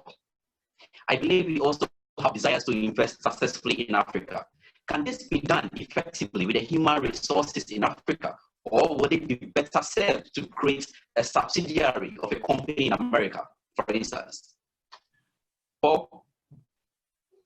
Yes, I'll say yes. It's a simple answer. Yes, we have a lot of talents back home, Yes. right, in Africa, with the right training and the right funds and resources. Yeah, you should be able to run, a startup company in Africa. But it will boil down to what you're doing, right? Is it clean tech? Is it medical science, right? Because those are quite expensive. And there are other startups that you don't need upfront. You don't need high capital upfront, right? That you can start, softwares and all those that you can isolate in Africa, in Ghana or wherever. Okay, so this question is coming from Sadiq Gausu. I wanted to direct it to Moses, but it looks like it's directed to a specific panelist. So his question is, what transferable skills did you highlight when you applied for the job at BP? Apart from communication skills, did you need to get specific certification? Christiana? No, actually. So the job advertisement did not ask for anything like that. So in that case, I didn't have to. There are some jobs that will ask specifically for maybe project management certification, but I think they tend to be more senior level roles, not really entry level or mid level jobs like I applied for. My job was still as an experienced hire was taking into account the fact that my 3 years PhD is an equivalent to a 3-year work experience as well. So you didn't really ask me for any of that. It depends on the job you're applying for. They might ask you for that, but usually entry level, not really, because I think you're quite, you're still quite new and they want to train you up and all that. But if you have the chance, I would say get certifications. If you have the opportunity for it, I don't say stop because the job doesn't ask for it. It's always a good thing.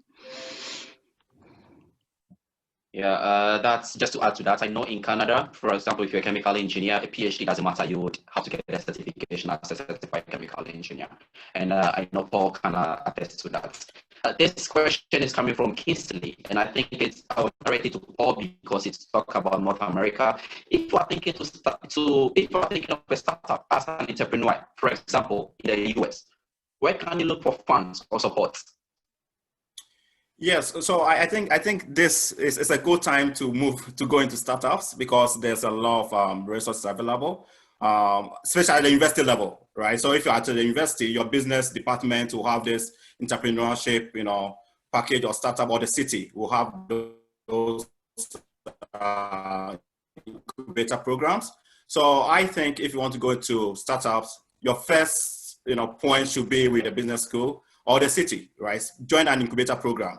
Get in, talk to other folks that are in startups, just to find out whether sometimes you have the idea, you have a good idea that it's something I want to do. But once you start talking to people, you realize that maybe it is not meant for you, right? So talk to people. There are funds available, incubators. They give you 50,000, 100,000, depending upon the program, and that helps you start, right? And you can also apply for government grants at the beginning, right, to push up your technology to a level where you start raising private capital, like talking to investors and all that.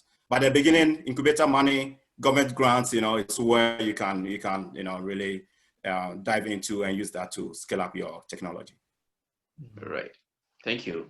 This question is coming from Sadiq. Sadiq asks, how can one network correctly without sounding desperate? Moses. Yeah. How can one network correctly without sounding desperate? Networking correctly without sounding desperate. I would say,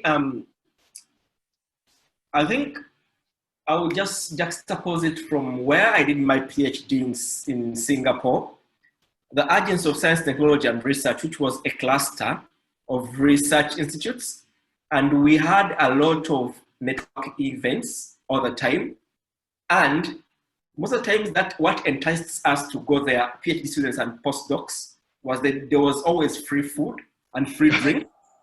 So we would go to these networking events and over, let's say, a glass of wine, you would talk to professors, scientists, and it's always good to introduce yourself and say what you're doing, and don't just straight that away, say like, oh, I'm looking for a job, yeah, all that. Just introduce yourself and say your experience. Then you see what the other person is, how the other person responds. But don't just, you could tell them that, oh, I'm employable or whatever, but sometimes it shouldn't be the first thing to tell them.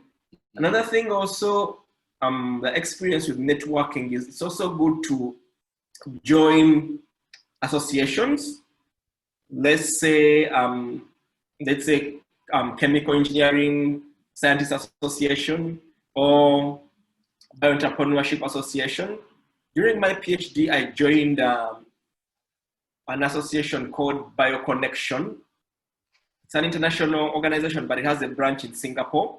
So they used to have a lot of talks on how to start a business in biotech and medical technology.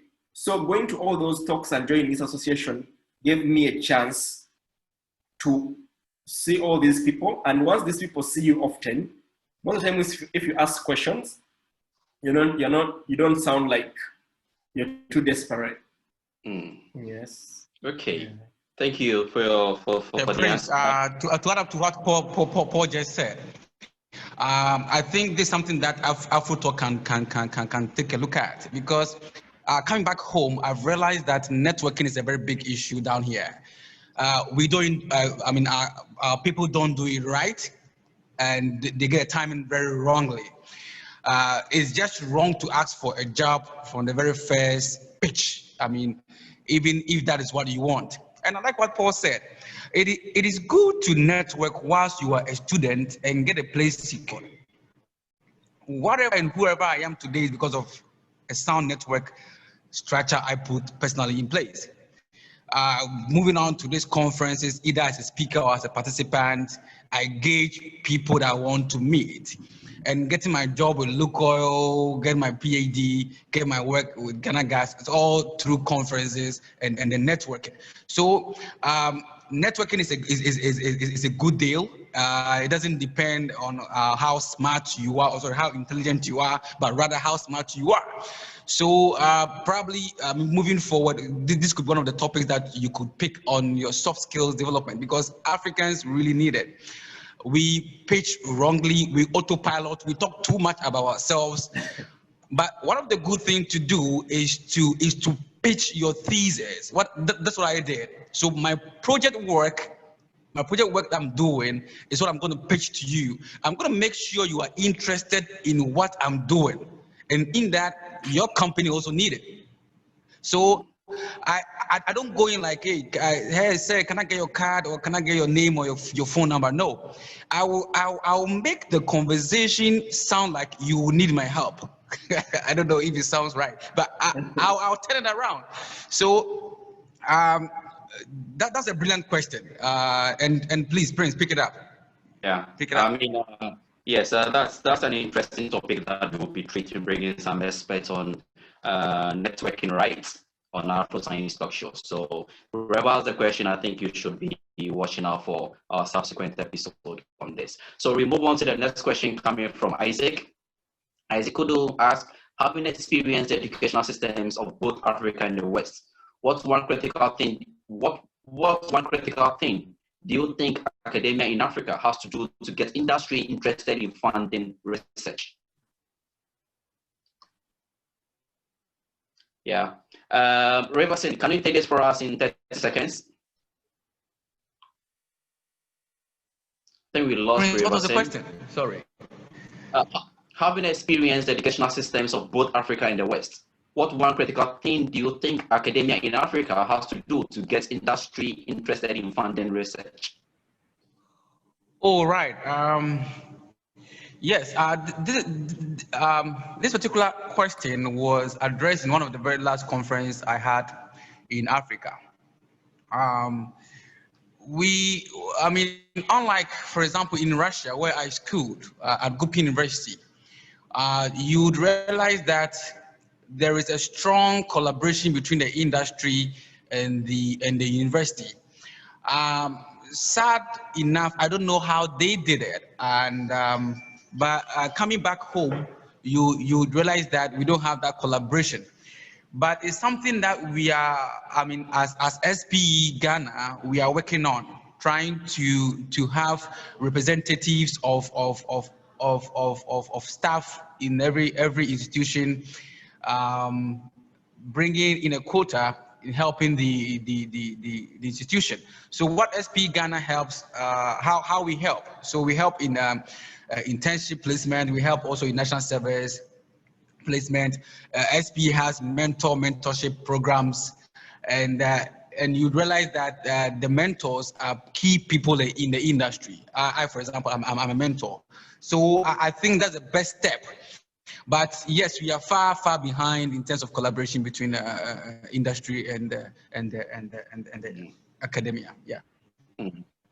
Okay. This question is coming from Joshua, and he says, "Please, I would like to ask all the panelists this question: How is the industry?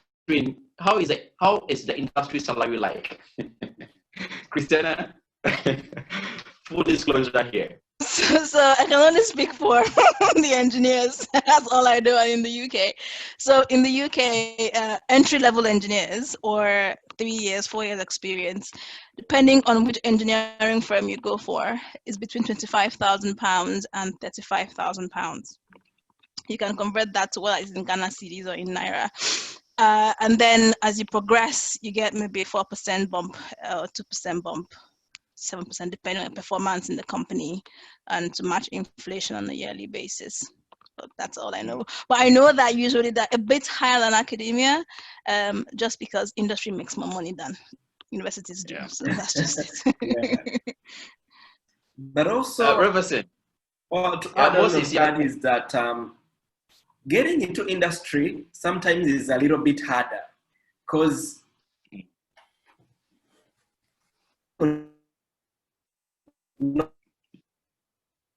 we are losing lots of PhDs academia anymore, and they're looking for industry jobs. So I think vis-a-vis, that's why sometimes the pay might be higher in industry.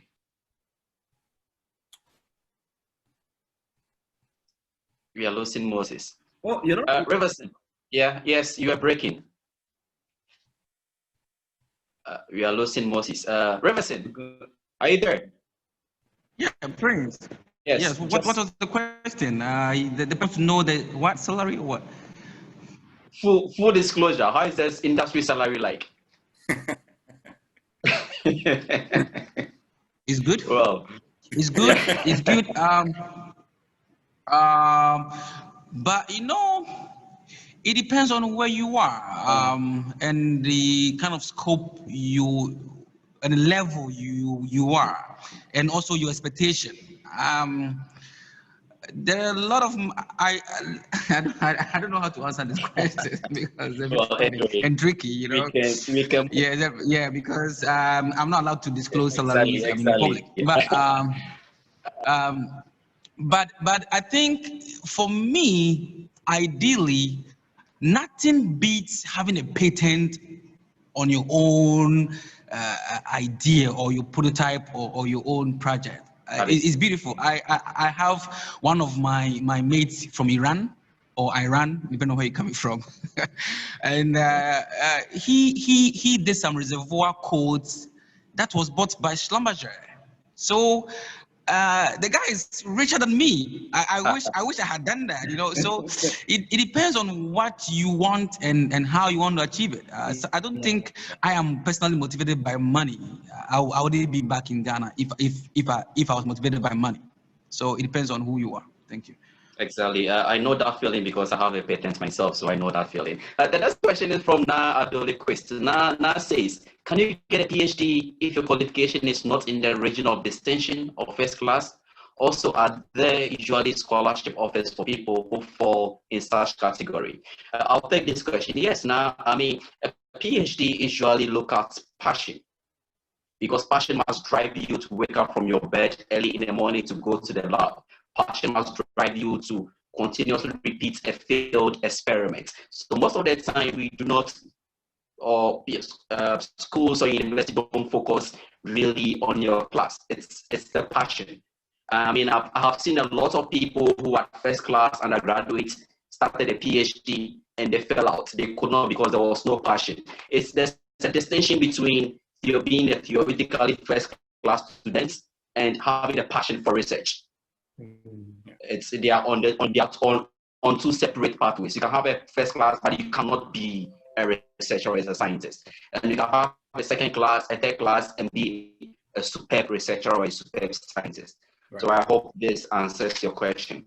And Prince, Prince, just to add to that, I think sometimes too, if PhD is something you want to pursue as a, as your highest level of education, you can go in stages, right? So if you don't have a first class or distinction, you can go for a master's, okay? And that warms you up, right? So you get into a research master's program, 1 year, 2 years, depending upon the location. Then with that, you move on to your PhD, right? So in Canada, that's what most of the supervisors do, right? They take you in first for a master's program. Then the process, based on your passion, your activities, you can transition into a PhD, right? So in that case, it doesn't matter whether you have a first class, or second class, upper or lower, right? So you have the intermediate if you want to pursue. To add to that, a PhD, because you need to be tenacious in the PhD, you need to be hardworking, you need to be self-managed.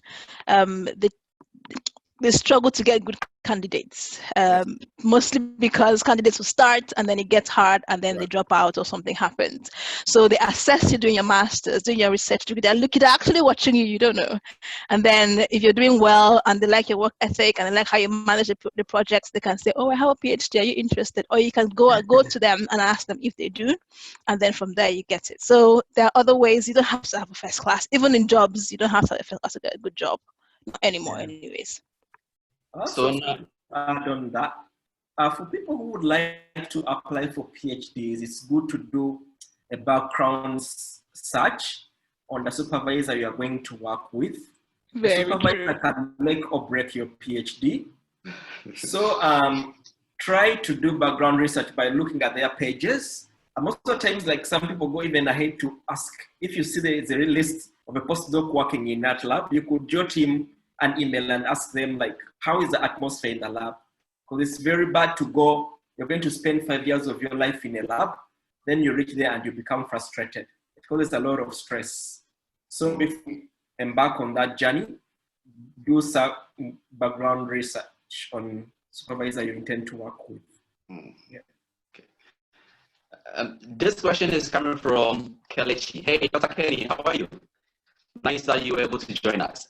A very good and insightful discussion. So my question is, how do we drive innovation in Africa? What are the gaps that we have to close to make this happen? Reverend, are you there? You can take it for us in a few seconds. I think this marries with the earlier question. Yeah, I think this question has been addressed. Yes, yes. Yeah, I think this question has been addressed. So I don't know whether to repeat myself. Yeah, so or I not, think it has already been addressed. So we move on to, because we are almost, we don't have a lot of time, so we have to wrap up. We move on to the next question. My name is Emmanuel from Ghana and a current MPhil candidate researching in smallholder commercialization in oyster mushroom production. Will this research area best fit academia or industry? And will it be worth continuing with PhD afterwards or just branch into entrepreneurship? Anyone wants to take this? I would say he's already has a product that he wants to commercialize, right? What I would tell him is that right now there is a lot of incubators worldwide that are looking for people with ideas to commercialize. The leading one is Entrepreneur First. Entrepreneur First has offices almost like in Asia, in Canada, and in the UK. I joined Entrepreneur First. That's where I got incubated. And the good thing with them is once you apply and do your interviews, they always help you with like your permit. And in the first 3 months of the program, they always give you a stipend. So whatever happens after the 3 months, if things don't work out, they always give you a stipend for 3 months. So it's good to look out for these incubators. They give you the starting money and they help you develop the idea into a product. So with what he has, he could look for an incubator. I don't know, later on, I have several incubators I know of head. Maybe the person who asked the question can contact me and I give him a list of incubators where he can apply.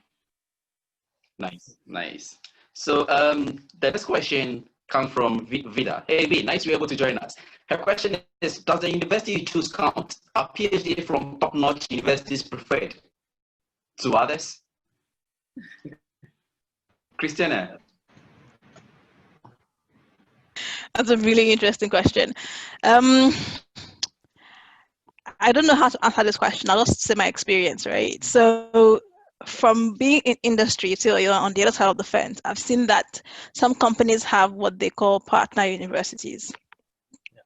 So these are universities where they will actually be intensely advertising, doing research, doing career talks, going for career events in those universities because they like students from those universities. However, that being said, in my job, I have seen people from outside of the partner universities. What you want to do is to have a strong application. And increasingly these days, because companies are seeing that they tend to employ the same person, the same university, the same background, they're trying to do blind applications where they remove your university name and they remove your gender, they remove your actual name as well. This is also to help with D&I, diversity and inclusion. And so in the end, it might not really matter. I would say what you want to have is a very strong application. If you have a strong application, where you went to uni does not matter because they will see that you're a strong candidate. Okay, that's a beautiful answer. Then the last question we have for today is a follow-up question for Riverson. The question says, could it be that industries don't believe in the credibility of the research done by African researchers in Africa?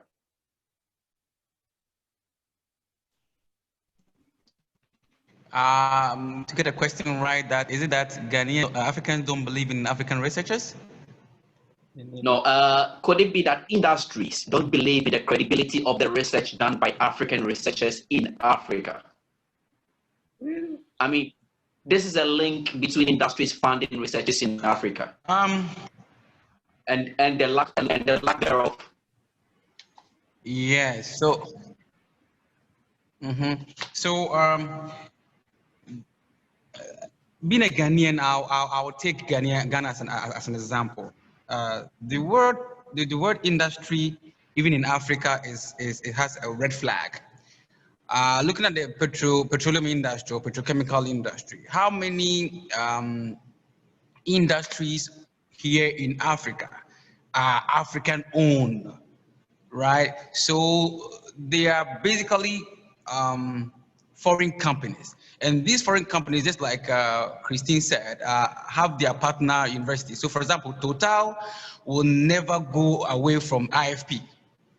That is their institution, yeah? Gazprom will not go away from Gubkin. ExxonMobil will not go out from Texas A&M, you know? So I believe, like I said before, Africa should start building industry. We should build our own industry to take over. That is why I so believe in this local content policy that Nigeria and Ghana and Angola are pursuing. And I believe all other,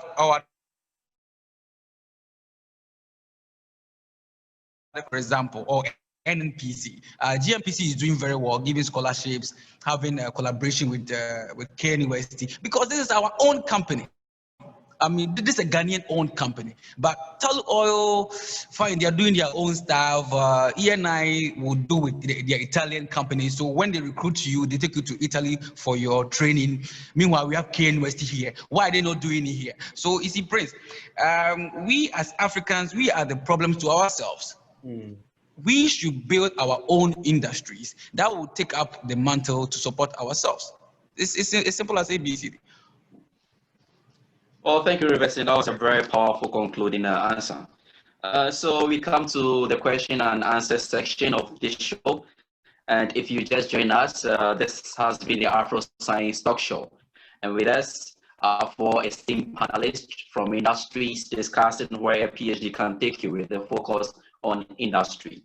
And before we close the curtain on this episode, I would like to give the panelists the opportunity to give a concluding message for our participants. So I'll start with Moses to summarize today's show. I would like to start with thanking you, Prince, for thinking of creating this platform so that we can create an interaction between African scientists in the diaspora and the scientists back home to see how we can work together to help others, to help the people back home in order to develop various fields, in be it in engineering, in biotech, or basically networking.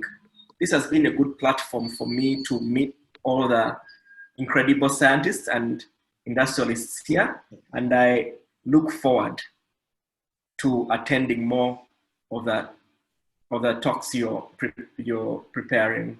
Thank you. Yes. Thank you very much, Moses. Actually, it has been exciting having you on the show. Yeah, Christina. Oh yes, I was going to say this has been very, very, very interesting. I've had a wonderful time. Someone is asking when it's part 2. So it shows the quality of the conversations we are having.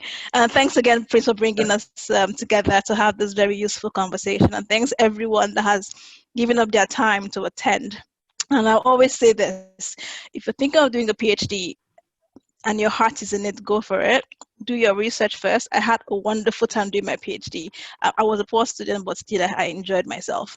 And it was a good way of transitioning between academic into industry, because as a PhD, you're not really a student, but you're not really an employee either. You're sort of in limbo, and it comes with its perks as well. So it was a fun time for me in my own experience. You're thinking about it, look for scholarships and do it. If you can't get scholarships, that's fine as well. You can always do it at a later time in your life.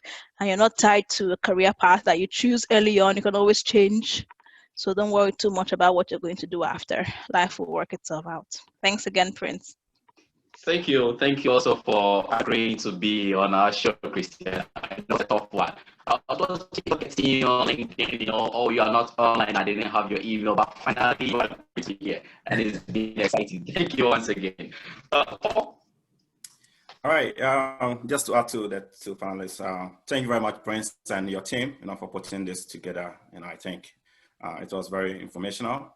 For closing words, what I'll say is that, if it's a passion or an interest for you to do a PhD, just go for it, as Christina said. But always have at the back of your mind that, that's your interest, but you'll get more information, you'll be exposed more, and you should have that flexibility to adapt and change, right? You should not box yourself into a situation which is not working, right? So once you get into it and things are not working as planned, you should be able to be flexible to adapt, from academia to industry or vice versa. It doesn't matter.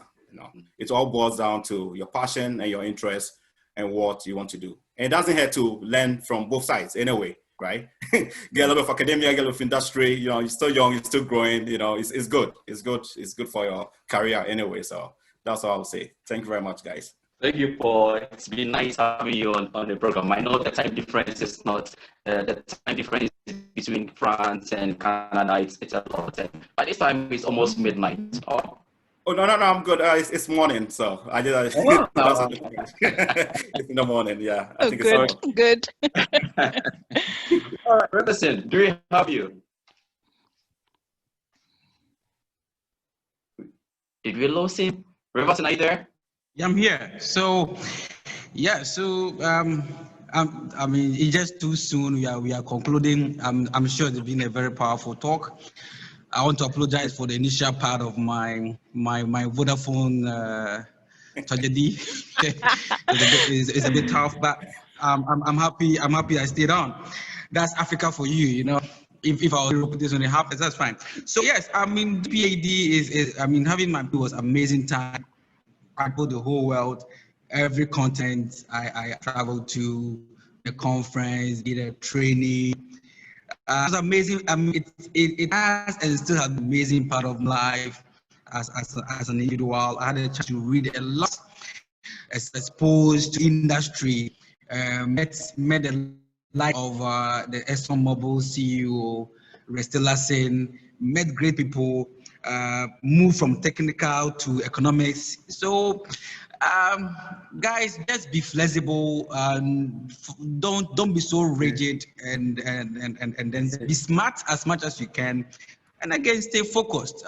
Don't lose hope. Everything will be fine. Again, it's about connecting the dots. There's so many things I did in the past I didn't know would end me where I am today. And I'm very, very happy with the decisions that I took in the past. I mean, moving from petroleum engineering to petroleum economics and finance is just amazing. Thank you. Well, thank you all panelists, and I hope you all enjoyed this thrilling episode. We once again thank our panelists for being on the show, and to you, our audience, for making time to be with us. See you soon, where we bring you another exploding episode on AfroScience Talk Show. I would like to thank all the AfroScience Network team, Dr. Cheryl Boateng, Dr. Idris Ayman, Frederick Agama, and Ben Ajabin for their hard work in putting this show together. So until we meet again, it's AfroScience Talk Show. And if you would want to partner with us, if you want to sponsor our activities, you can please send us an email at info@afroscience.net. This has been AfroScience Talk Show, and I've been your host, Dr. Prince Nana Aminyompo. Thank you very much for joining us. Okay. Cyril, Thank you, everyone. Thank you.